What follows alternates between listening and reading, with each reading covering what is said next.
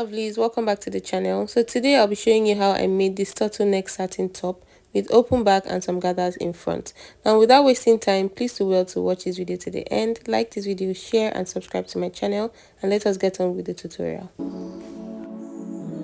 Now I'm going to begin by drafting the pattern for this top. So from the top of the paper, I'll mark the starting line, which is also going to serve as the shoulder line. So I'm drafting half pattern for this. I'm going to draw a straight line at the top there to serve as my shoulder line. And from there, I'm going to mark the shoulder to the bust point line, which is 10.5 inches. I'll mark it there, and I'll also mark it on the other end of the paper so that I can achieve a straight line. So using my straight ruler, I'll connect the points together this way, and that is my bust point line. Next, I'm going to mark my shoulder to waistline, which is 17 inches, and I'll draw a straight line across to indicate the waistline clearly.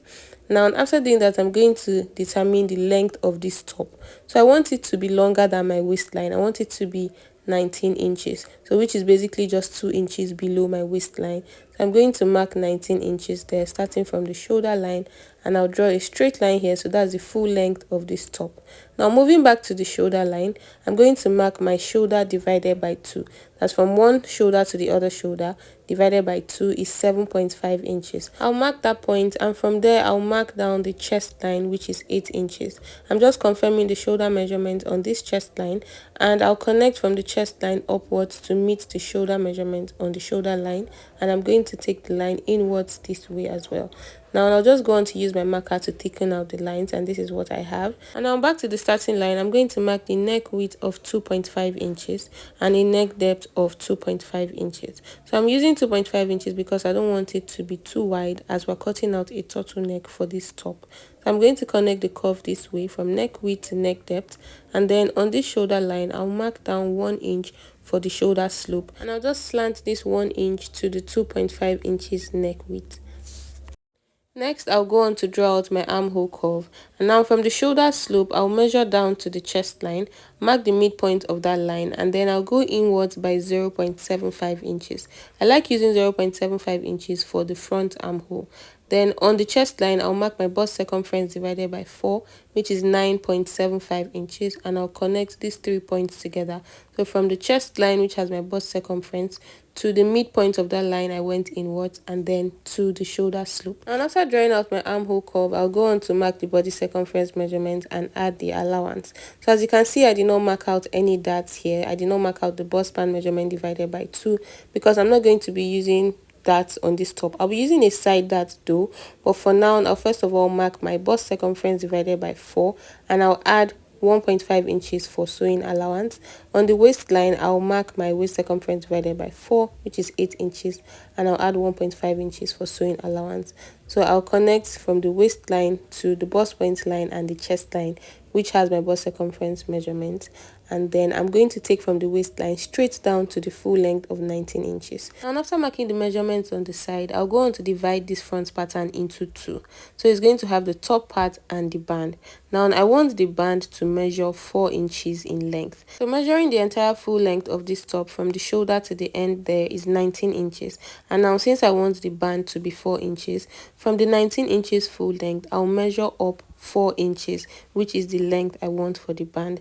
After measuring that up, I'll use my ruler to draw a straight line there, and there's going to be a cut right at that point. Now from the shoulder to where the band starts from is 15 inches, and the band is going to take up the other 4 inches to complete 19 inches for the full length of this top. Now just to clarify, this band does not start from my under bust. My under bust is actually 14 inches. So basically the band is 1 inch below my under bust. That's where I have the joining. Now moving on to mark out my side dart. On the bust point line by the side, I'll mark down 1.5 inches, which is the measurement for my side dart. And still on the bust point line, from the midpoint, I'll mark in my bust span measurement divided by 2, which is 4 inches, and I'm going to slant the line from the bust span measurement to the measurement on the side. Now I'll just go on to label the lines I have drawn out. I have my starting line, chest line, bust point line, waistline, and blouse length. I know it's too late to do this, but please bear with me. Now after labeling that, I'll go on to close the side dart. So pinching the bust point line and placing it over the side dart, the 1.5 inches below that bust point line, I'll use my pins to secure it in place. So I would have used a tape That would have been preferable, but I don't have one. And then I'll go on to replace the shortage on the side. After doing that, I'll just cut everything out.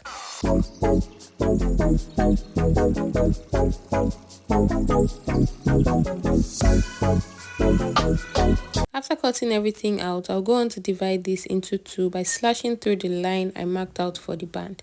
So I'll just cut through it this way, and I'll go on to label this part the top and then this the band. And this is everything for the front piece for now. I'll place that aside and I'll go on to draft out the back pattern. Now, you know, when you're drafting out your normal back pattern, you keep 1.5 inches or 1 inch for zipper allowance. But for this, since it's going to have an open back, I am not keeping any allowance for zipper because I'm not fixing any zipper. Instead, the back is even going to be open. So I'll just draw out my starting line a bit below the top of the paper, and from the midpoint of this paper, I'll mark the neck width of 2.5 inches like I used for the front. But the back neck depth, I'll be making use of 1 inch because this is a turtleneck. I'm just going to connect the curve this way from neck width to neck depth. And next, I'm going to mark my shoulder to shoulder measurement divided by 2, which is 7.5 inches. And then I'll mark down my chest line, which is 8 inches. On this chest line, I'll just confirm the shoulder to shoulder measurement divided by 2. And then I'll use my ruler to take from the chest line upwards to the shoulder line. From that shoulder point, I'll mark down 1 inch, which is going to serve as my shoulder slope. And I'll slant this to the neck width of 2.5 inches. Next, I'm going to just extend this chest line inwards, and I'll measure from the shoulder slope to the chest line. I'll mark the midpoint of that line and I'll go inwards by 0.5 inches. Now on the chest line, I'll take my bust circumference measurement divided by 4, which is 9.75, and I'll connect the curve to get my armhole curve. So from the chest line to the midpoint inwards and then to the shoulder slope. The only difference between what I've done here and the front is the neck depth and the armhole. Now I'm going to mark the shoulder to waist line for the back. So shoulder to waist in front is 17 inches, while my shoulder to waist behind is 15.5 inches. Now that 1.5 inches difference is what has gone to the side that I marked in front. So I'm just going to mark the waistline of 15.5 inches here, and I'll draw a straight line across. And I'm just going to use my marker to thicken out all the lines I have drawn out. Please pardon the last line you see there, that was a mistake. I'm just going to try to cancel that off. Now this blouse does not stop at my waistline, it goes below my waistline by 2 inches. So I'll just mark 2 inches below the waistline and I'll draw a straight line across there for the full length of the top for the back. Now the difference between the full length of the front and the back is 1.5 inches. So I'm going to mark out the band, which is 4 inches. So starting from the full length line, I'll mark 4 inches upwards and I'll draw a straight line across there so that I can indicate where the band will start from. And I'll just use my marker to thicken out the blouse length line, and I'll proceed to label the band and the top. I'm just going to make a clearer indication of where I have the band starting from so that you don't get confused with the thin line of my pencil.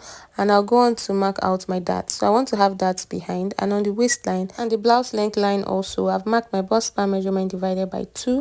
From the shoulder downwards, I've just marked my bust point measurement. I'm also marking my bust span divided by 2. And I'll extend the line from my bust point to the full length line. That's how long I want that to be. So on the full length line, I marked on each side of the line 0.5 inches and I connected it upwards. This is just a basic regular dart. Now on the chest line, I'm going to mark my bust circumference divided by 4. I'm adding 1.5 inches for allowance. Same on the waistline. Waist circumference divided by 4, and I added 1.5 inches for allowance. And from the waistline, I'll take the same measurement straight down to the blouse length. Now here, I forgot to replace my dart intake of 1 inch. So I'm just adding 1 inch to the waistline measurement, and then I'll just take from the chest line downwards, drawing out a new line for the side. After doing that, coming to the mid back, the center back, I'm going to go inwards by about 0.75 inches because I want this to be a bit open. So you can go in by 1 inch, 2 inches. It depends on how open you want your back to be. So for me, I'm using just 0.75 inches and I'll slant this upwards to the neck depth. After doing that, I'll just go on to cut this out. I'll cut from the full length of the blouse, the side, armholes, shoulders, and the neck. Now I'm going to cut off this excess at the center back, so the 0.75 inches I came in by. I'll cut that off and then I'll go on to close the darts. So I don't want to sew any darts on this top, that's why I'm closing all the darts on paper. And now I'll slash through this line so I can divide the top from the band, and these are my back pieces. Now I'm going on to cut it out on the fabric. This is the fabric I'm using. This is crepe and I made use of about 2 yards for this top. Now I'm going to place my fabric on a fold, right sides facing. I'll start cutting the back pieces first because this is less complicated than the front. So I want to be done with the back before I move on to the front. So I'll place my top and band piece of the back on the folded fabric, and I'll add 0.5 inches of allowance all around except for the side because it already has allowance on paper, and then I'll go on to cut everything out.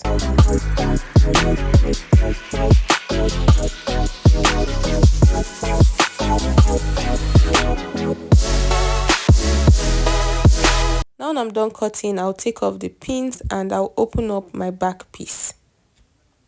So placing the left and the right pieces of the back this way and also placing the band, this is how it looks. I'll go on to cut out this band piece again. So I'm cutting out 2 pairs of the band piece.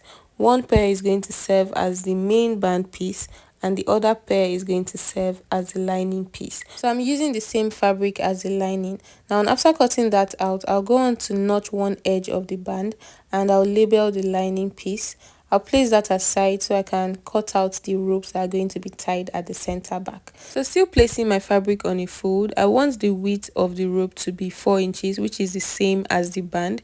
I don't know if I should call that length or width, but the rope is going to be about 22 inches long.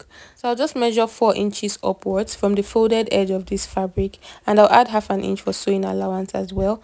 And then I'm going to measure 22 inches and I'll add 2 inches for sewing allowance. So I'm just going to mark 24 inches there. I'll use my ruler to draw a straight line upwards, and from the folded edge of the fabric I'll keep marking 4.5 inches upwards. Now when I place my fabric on a fold, so I don't have 2 open ends, I only have 1 open end to sew together to form a rope.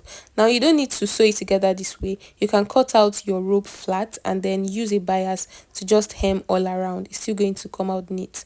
I'm going to go on to cut out a second rope for this because of course there are 2 sides of the back, and these are the 2 ropes I have for this. Now when I went further to just slant the edges of this rope, this is really not important. I felt it looked better this way, that's why I did this.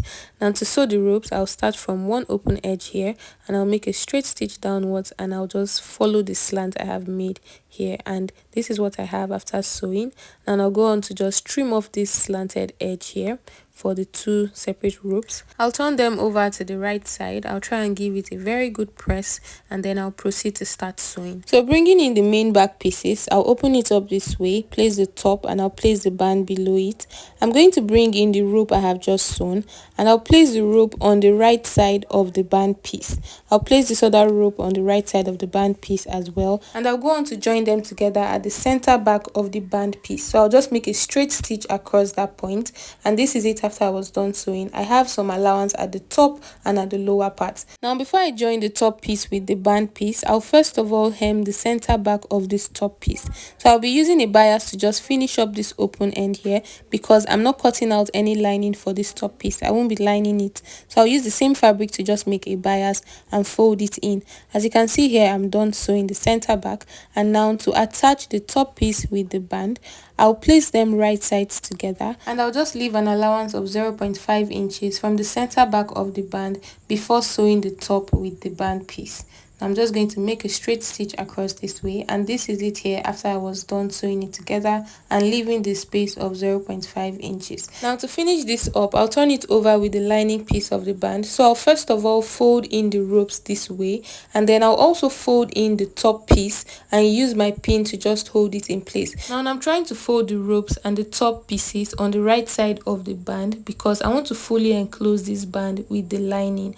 So I'm just going to use my pins to hold it in place, and then I'll place the lining piece of the band on this folded ruffled fabric here, and I'm going to sew across the top, the center back and the lower part because I want all those areas fully enclosed. I'll sew the top, the center back and this lower part, and then I'm going to leave the side open so that I can turn it over to the right side when I'm done sewing. Now this is it here after I was done sewing the top, center, back and the lower part.